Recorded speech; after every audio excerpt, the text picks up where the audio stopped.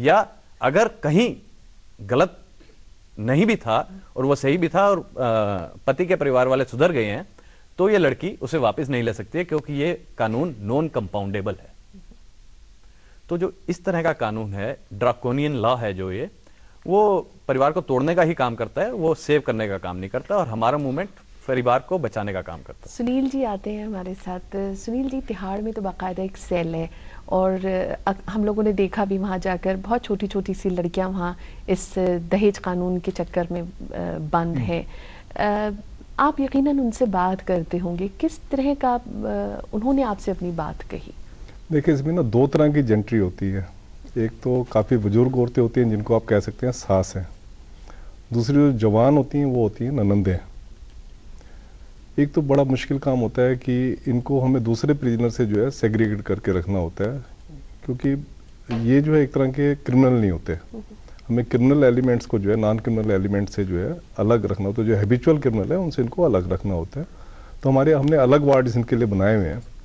तो मेन इनकी जब भी हम इनसे बात करते हैं, तो जैसे बुजुर्ग वो आ रहे हैं, उनका तो ये कहना शुरू हो जाता है कि कईयों की तो पूरी फैमिली अंदर आ जाती है।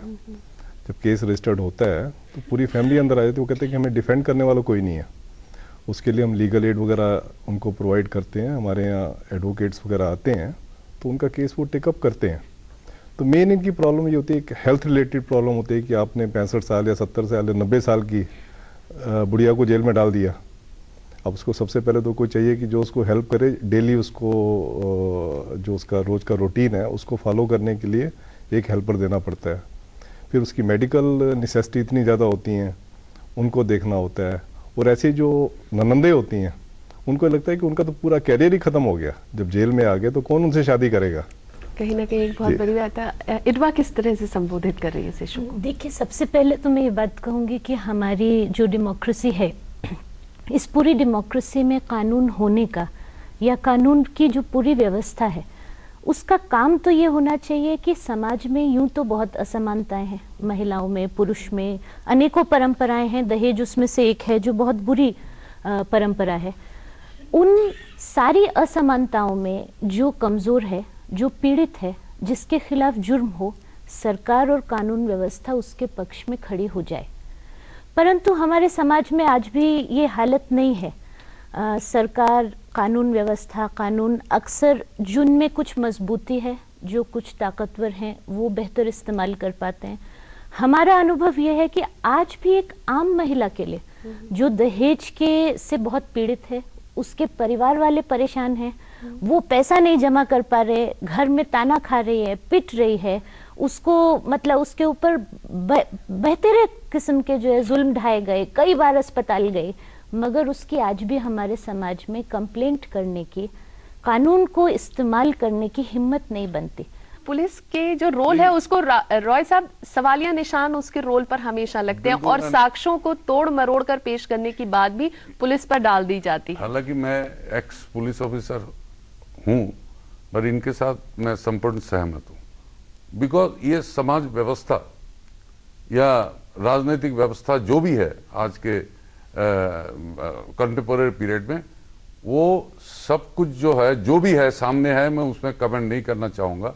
तो पुलिस को अलग करके दिखाना मुश्किल है। जो सताई गई बिना किसी वजह के, वे इस कानून को लेकर ज्यादा गुस्से में हैं, रोष में हैं। उनके अनुसार गलत बयानी की वजह से लड़के के साथ उसके रिश्तेदारों को भी जेल की हवा खानी पड़ रही है। निजी दुश्मनी, शरीफ गुस्सा या एक बदले की भावना इसके पीछे काम कर रही है। वहीं वो औरतें जो सही मायने में दहेज की वजह से सताई जा रही हैं, उन्हें इस कानून का फायदा नहीं मिल पा रहा है।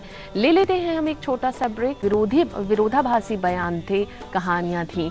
जब दहेज प्रतिबंध कानून बनाया गया तो उसका मकसद था औरतों की सुरक्षा, साथ ही शादियों पर की जाने वाली फिजूल खर्ची को रोकना।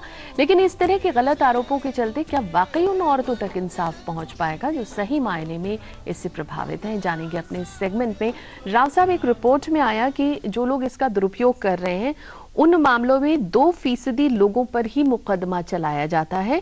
अक्सर या तो पुलिस खुद ही इस मामले को बंद करा देती है या फिर आरोप तय होने की प्रक्रिया में ही आरोपियों को आरोप मुक्त कर दिया जाता है, छोड़ दिया जाता है। नहीं, ये तो पूरा सत्य नहीं भी हो तो काफी इसमें सत्यता है, क्योंकि वो ऐसा होता है, हमें तो इतना खुल के कहना नहीं चाहिए था, मगर जब सवाल आपने ऐसा किया है कि वो क्या होता है कि आपस में दोनों पार्टियों को बुला लिया जाता है, ठीक है, तो उसमें दोनों को कहता है कि भाई देखो, आप अगर प्रोसिक्यूशन में जाओगे तो सालों तक इसका फैसला नहीं होगा, जस्टिस सिस्टम आ जाती है उसमें। अगर आप बिल्कुल ही उसमें वो अड़े रहोगे तो आपको कोई फायदा नहीं होगा। अच्छा, जो दोषी है तो उनको तो डराएंगे, उनको तो देखिए आपको तो जेल कॉग्निजेबल ऑफेंस है, बेलेबल नहीं है, आप जेल में आप रहेंगे सालों तक।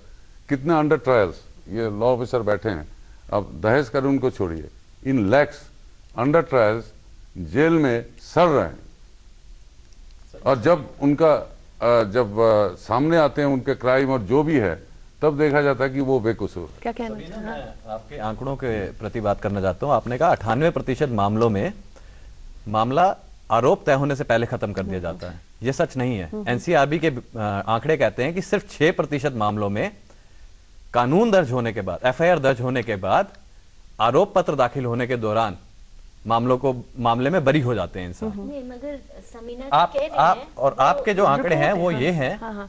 सच्चे आंकड़े ये हैं कि 98% मामलों में कन्विक्शन नहीं होती है। कन्विक्शन रेट जो है मात्र 2% है। नहीं, बहुत शर्म की बात है। आंक- अगर मैं जो कहना चाहती हूँ, वो जो बात कह रहे हैं, उसको देखिए, बात यह है कि हमारे समाज में केस दर्ज कराना बड़ा मुश्किल काम है। हमारे देश में डाउरी प्रोहिबिशन एक्ट आया 1961 में। उसके बाद तकरीबन 20 साल महिला आंदोलन का संघर्ष चला डाउरी को गैर कानूनी जुर्म यानी आईपीसी सेक्शन में, जुर्म यानी सिविल नहीं, क्रिमिनल सेक्शन में लाने के लिए, क्योंकि डाउरी से संबंधित कितने क्राइम्स हैं और उसका कितना क्रिमिनल इम्पैक्ट है आज फीमेल फिटिसाइड पे। और आंकड़ों पे अगर हम केवल जाएं, आज हमारे देश में इतने भ्रूण हत्या हो रही है, पर मेरे ख्याल से शायद 1% भी कॉन्विक्शन नहीं है। इसका मतलब ये नहीं कि 99% लोग बेकसूर। मैं सिर्फ इतना कहना चाह रही हूँ कि अब एक दोबारा कोशिश है इन कानून में संशोधनों द्वारा कि दोबारा से डाउरी को क्रिमिनल दायरे से बाहर ले जाकर सिविल मामला बना दिया जाए। उसकी तरफ कदम दिल्ली, मुंबई में बढ़ाए हैं, जहां crime against women cell police के बने हैं, जहां हर चीज रिकंसिलिएशन के दायरे में चलाई जाती है, और उसी तरह के संशोधनों की मांग है। मैं एक चीज से बिल्कुल सहमत हूं कि हाँ, बेकसूर लोगों के साथ अगर इस कानून का दुरुपयोग हो तो उन लोगों पे सख्त कार्रवाई होनी चाहिए। उस संशोधन की तरफ हम बढ़ सकते हैं।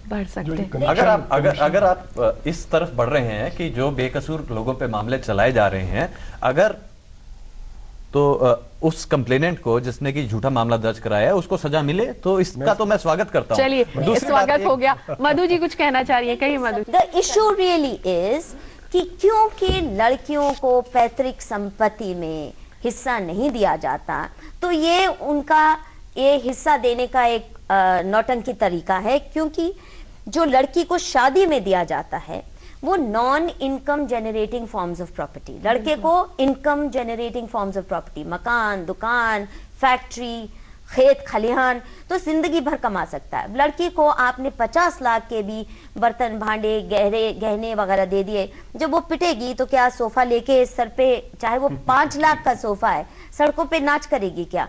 या उस एक्सपेंसिव डिनर सेट को, चाहे वो सोने का चांदी का क्यों ना हो, कहाँ लेके जाएगी? तो देना है तो